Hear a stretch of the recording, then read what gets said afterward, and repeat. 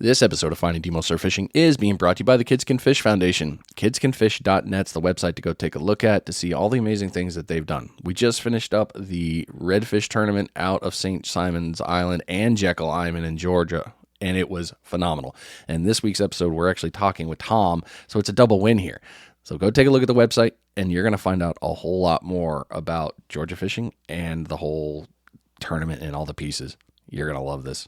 Hang in. You're listening to Finding DMO Surf Fishing. Here we go.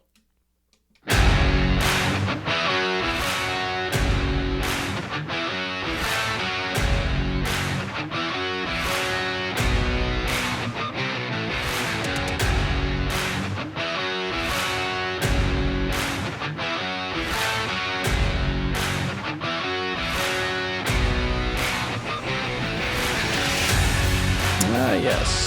New week, new episode. Hope you're doing well wherever you are. Things are going good. Fishing is definitely heating up beautifully this time of year. And I love fall fishing.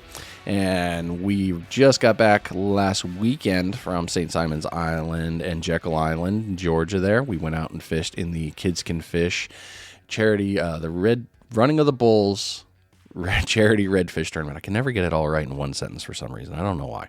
But yeah, we got it all out there. We had a great time, and AJ had fun. I was super happy about that, and the entire Fish Bites team, we all got together and met a whole bunch of new people. It was just, there's nothing bad. And every year you guys hear me come back from this tournament, and I have nothing but like super happiness to talk about.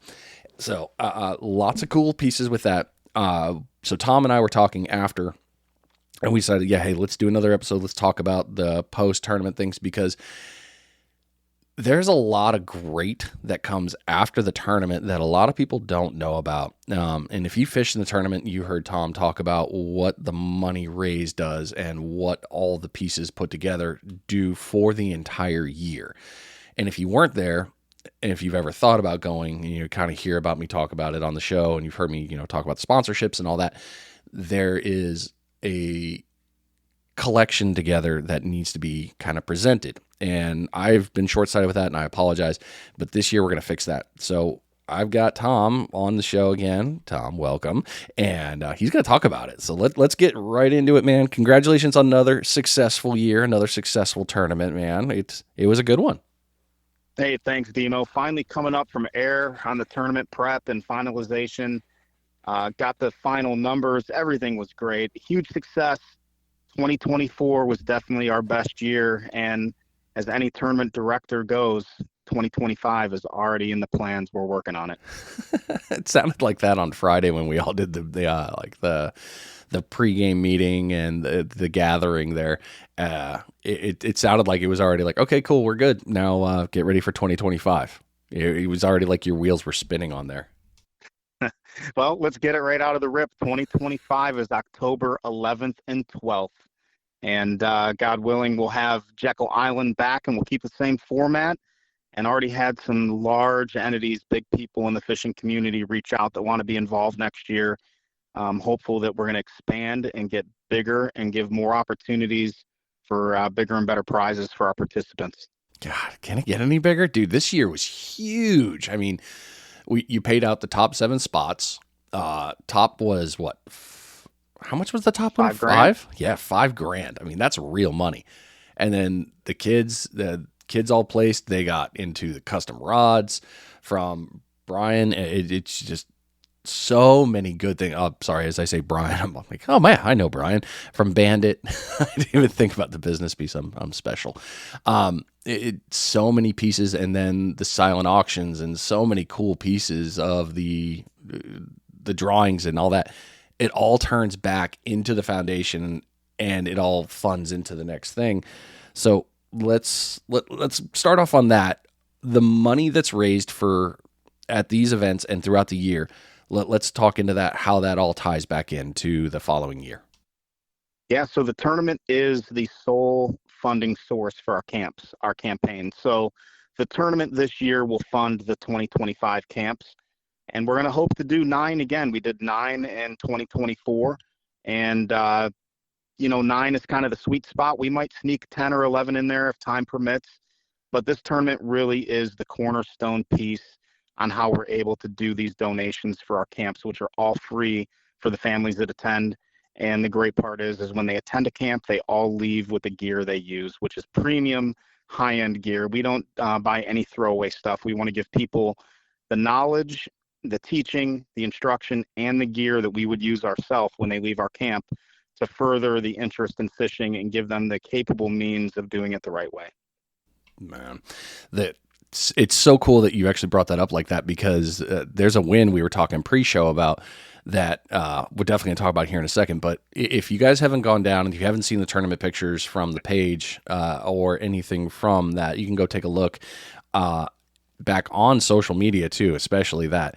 But if you go to the Running of the Bulls charity redfish tournament, you'll see a lot of the things that happen. But the cool thing that comes with this that you said was from the camps, the gear that you use can be used in the tournament, including, which I've seen every year, cast nets. These kids that go to the cast net clinic are out there throwing their cast nets to catch bait to come back and throw on their rods that they got at a camp to go back and fish from all gear that they've acquired from going to a camp with the knowledge and the gear pieces. Friggin' huge win there. Yeah, one of the coolest memories of this year's tournament was a father that attended our bull redfish camp at the end of September, came from Idaho, moved to Georgia, doesn't know anything about surf fishing, attended the camp with his son. He fished the tournament with his kid and actually took 5th place with the Daiwa combo, the Rogue Reels gear, the Sinker Guy Sputniks, everything that we gave him at the camp. He took that knowledge from that September camp and with 5 weeks of practice took 5th place in the adult division, which was pretty sweet. Yeah, full circle right there. I mean, knowledge gained, gear used, and in the backyard. And now he's hooked for life. and he's already reached out to me about where do I get a surf cart, where do I get sand spikes, all this stuff. He's hooked, he's locked in, and to me, that's what it's about, is sharing knowledge of how to fish the right way, how to care for the resource the right way. And to me, that full circle is dead on. That, to me, is a huge win for the tournament and just shows and proves that our camps are working. Yep. Proof's in the pudding for sure, man. It's solid. So this year, I thought the weather was great. I thought it was, everything was actually really good. The only thing that was we had the one day, the Saturday, that the water turned dirty in the afternoon, but you had the morning pieces. Everyone out there seemed very positive. The locals were, surprised me this year at Jekyll, especially because it was a new one. We hadn't gone there last year. But every local that had passed by and stopped by our area was like, well, what's going on? And we told them about, what it was, the foundation. And like, oh, this is great. And it was like all of a sudden the attitude changed. And it was a very welcoming community, as always, every year. I haven't ever felt unwelcome or like, oh man, these people hate us. Every time it's been something positive and a win, and people are just encouraging the entire time we're out there. And I love that. Yeah, there's a really awesome story. I haven't even shared this with you, Brian, is a lady and their family came to Jekyll on Saturday, and their husband, the father, had recently passed away, and Jekyll was their place. Like, that was their family getaway, the beach, that was their spot. Family comes out there, and they're like, we've never seen Jekyll like this. What's this all about? My dad actually told them what was going on, what the purpose of the event was, and the lady was like, perfect. This is exactly what my husband loved, and was just like thrilled that they could do a little tribute to the dad while this was going on, because that was the life that man lived, and that's the world that family lived in. And it didn't impede their ability to have that moment, that family moment with them. And the fact that they could see what we were doing for the foundation and tie that to their family's connection with nature and the outdoors was something kind of cool. I was not expecting that at all. Dude, that's like super feel-good story. I wish you would have told me that earlier. Damn, I'm glad you surprised me with it. That's awesome. Lots of good stuff. There's so much to say.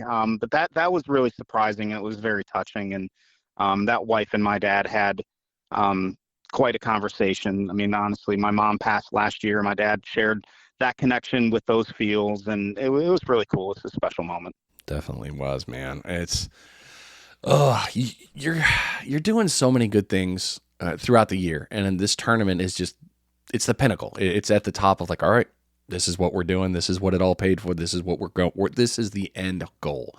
Everyone's winning, and it's a breath of fresh air, man.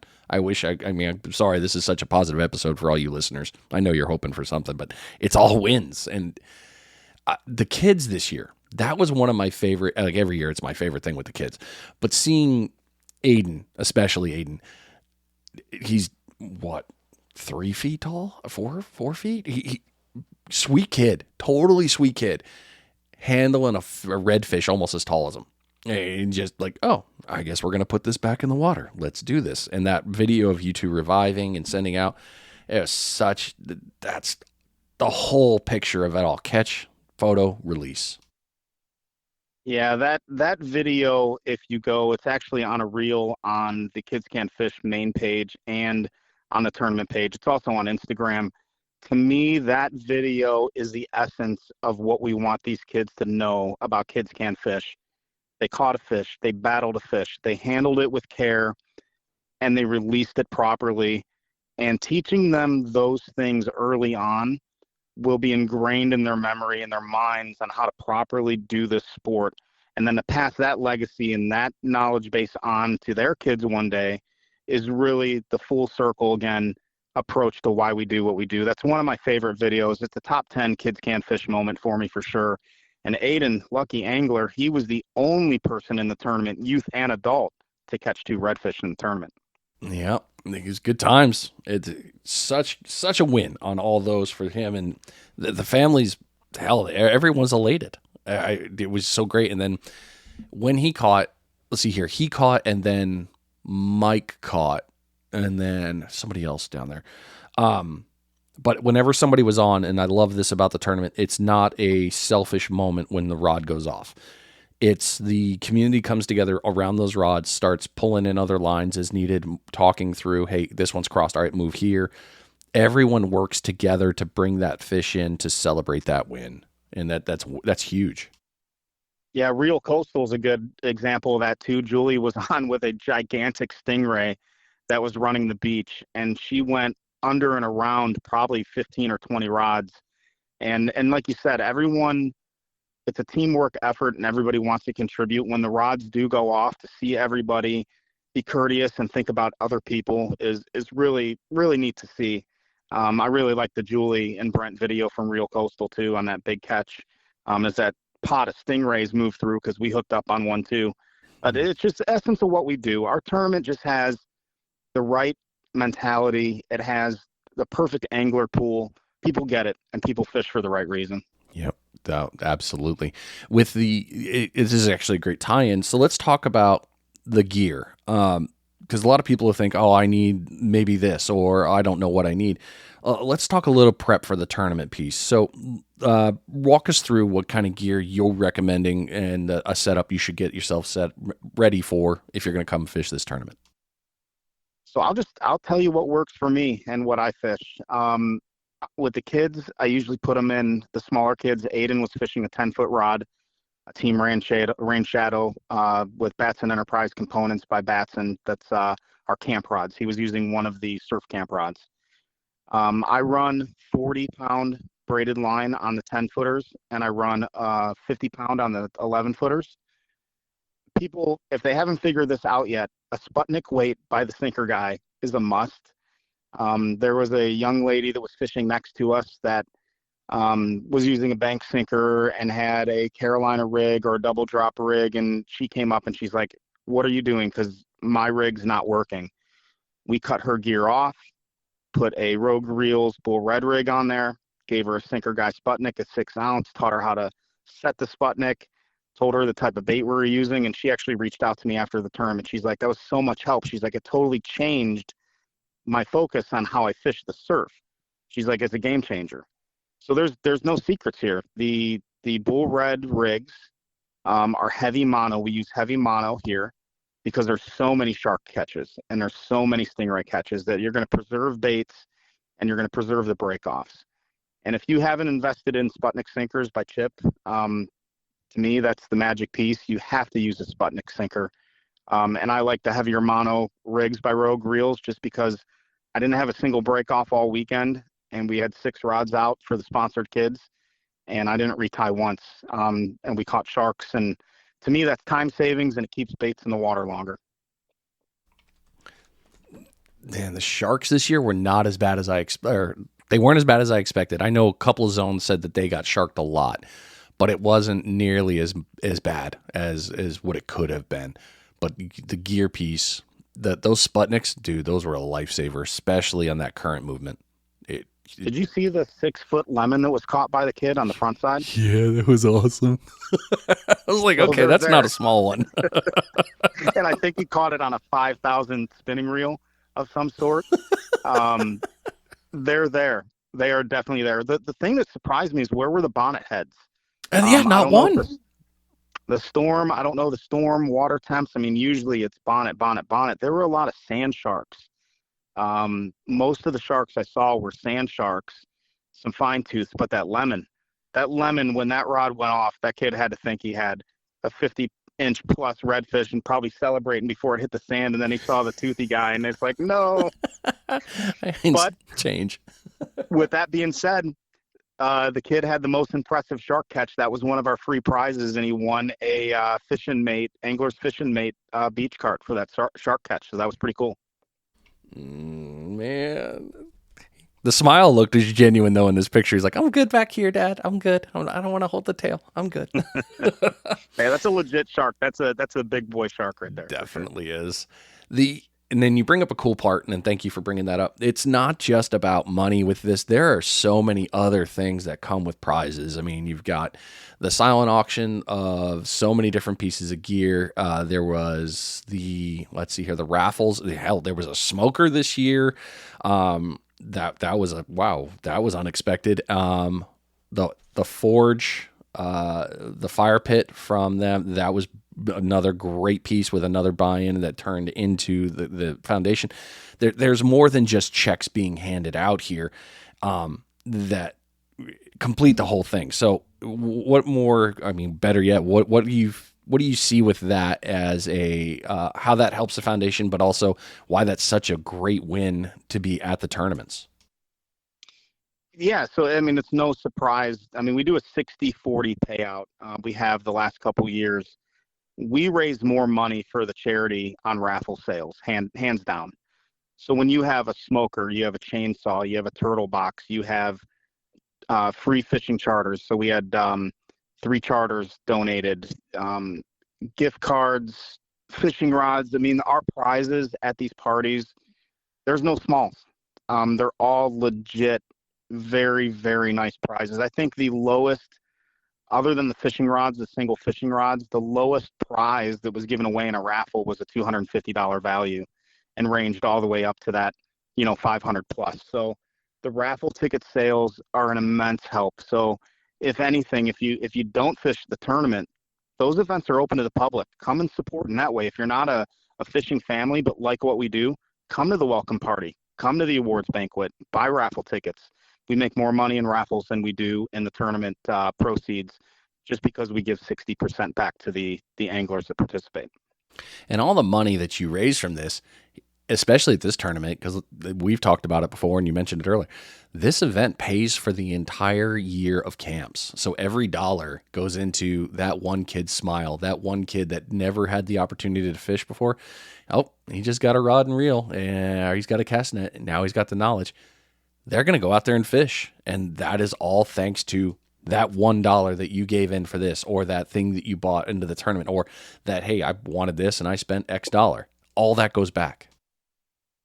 And you can look at it this way: the proceeds, the 40% that came back to the foundation, in February, we're going to cut a check to some rod supplier and buy 100 surf rods. So we're going to spend between $8,000 and $10,000 in surf rods for the 2025 campaign. Your entries took care of that. Yeah. And see, folks, there's your full circle, because it all does go back in.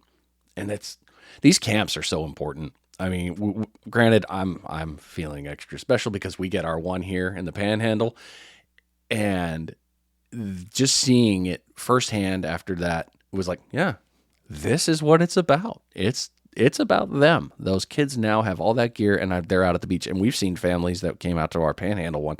We've seen them fishing. Now follow them on social. It's kind of cool to see. I was like, oh, cool, you got that. And then the cast net ones on your side, seen those. We see that live again. Well, we've seen it either in the group or I've seen it when we were out at the island.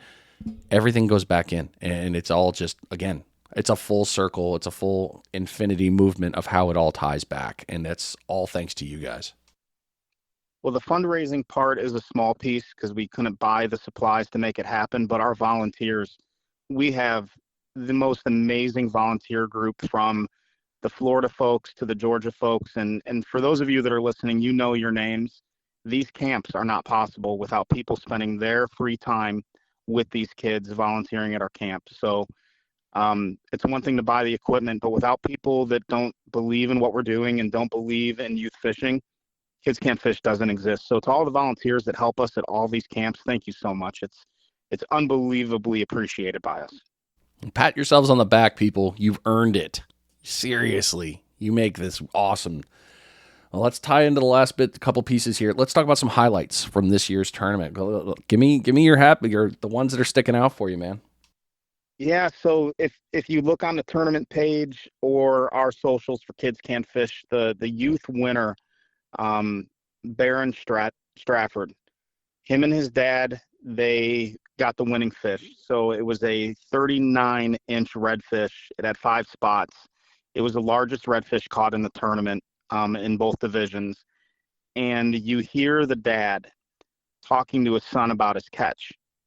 And the kid is the one doing the measurement criteria, where you're at, what you caught it on, what beach you're at, the measurement, the whole 9. And to me, that is another video that shows the essence of what Kids Can't Fish is. That family's from North Atlanta. They've never been to one of our camps. But the dad and I had an opportunity to talk on Sunday night, and I said, Zach, your video is exactly what we do and is the essence of what this tournament is about. So find Baron's catch, his winning catch video from the sand, and you'll get the feeling of exactly what we're trying to accomplish in the tournament. That was a huge win, seeing that kid's catch. The Connor, the Calcutta winner, I'm leaving the beach on Sunday to go go set up the awards banquet. And Connor's mom is like, where's Connor? Where's Connor? I was like, I don't know where he's at, but I would fish somewhere in this area that I was walking away from. So Connor goes and sets up somewhere in that area. And I'm passing him on the beach, and this is at like 2:30. And I said, Connor, don't be the guy that catches a fish at 2:31, and I have to DQ your fish because the qualifying catch has to post to the tournament group by 3:30 or it would be a DQ'd fish. He's like, no, sir, I won't do that. I won't do that. Well, at 3:25, he hooks up, and he gets the Calcutta winning fish with 5 minutes to spare. That video is like 6 minutes long. You hear the joy, you hear the excitement with his family and his friends that were watching. And then Connor gets the fish on his hand. He goes, upload it to the group. Upload it to the group. He's like, I don't care. I don't care about a picture. Upload it. You got 3 people in their group trying to upload videos. Connor runs to the parking lot of Jekyll Island to try to get better Wi-Fi. And at 3:25, it hits. And a 16-year-old kid won $3,800 on our Calcutta. He was so excited. It was that hilarious. Video is awesome.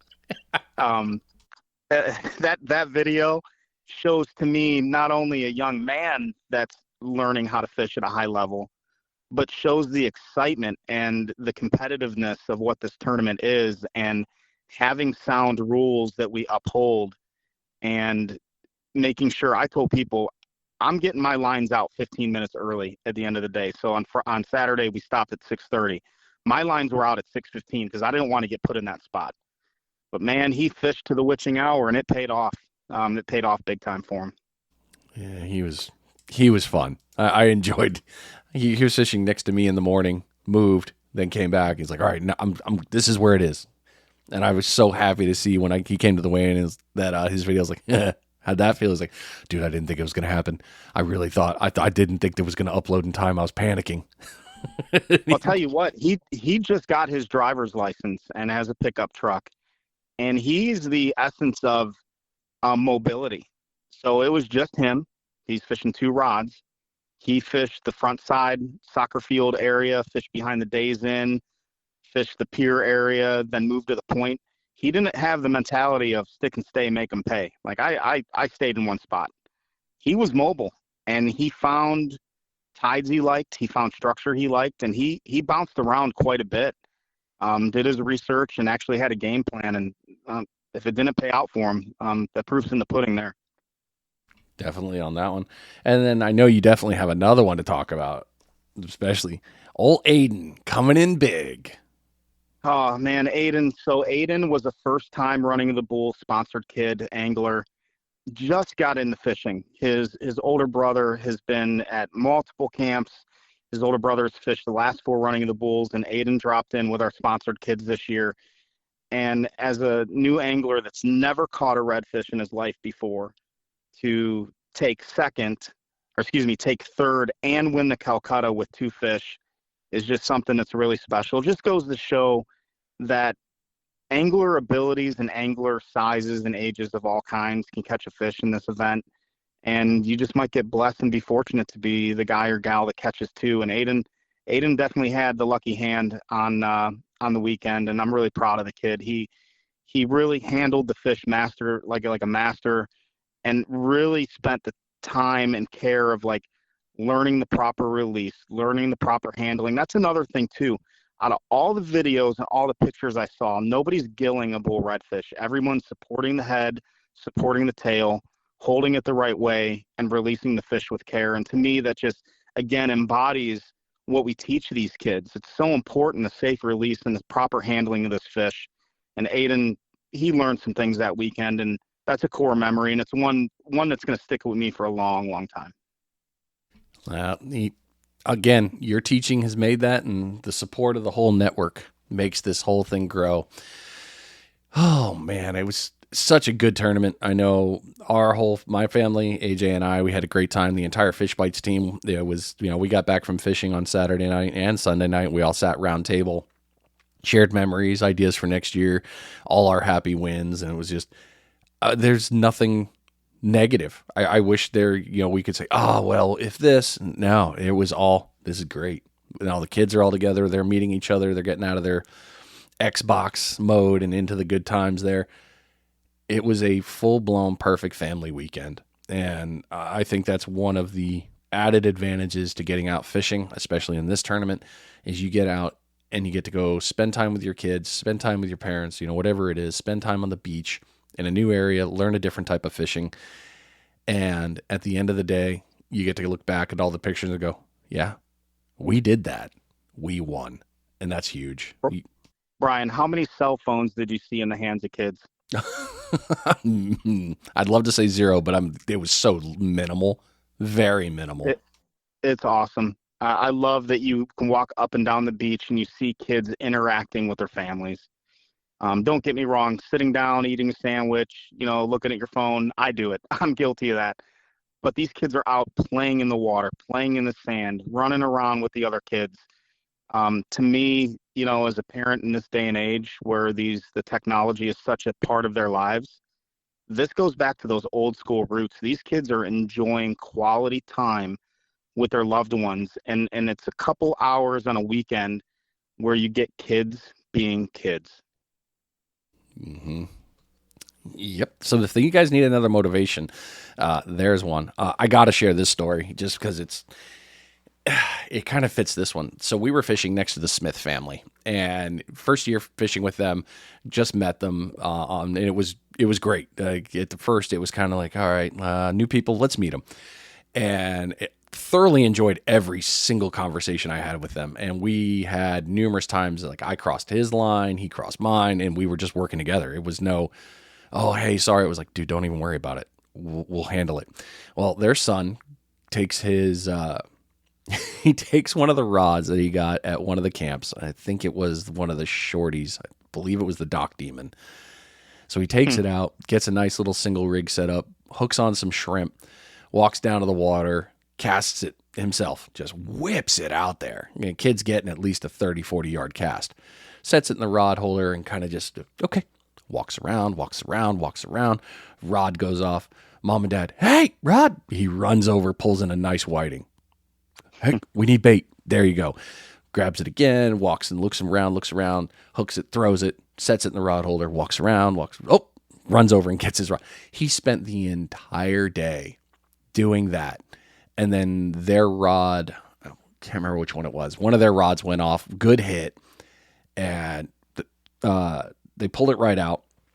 Mom's holding the rod for him, and he's reeling it in. Dad's up doing leader. He's doing the pull in, checking, watching everything. We're kind of moving around him. And it was what was it? It was a toad? I think it was a toad. That's toadfish, yeah. And it was a big toad. Like, I don't think I've seen a toad that big.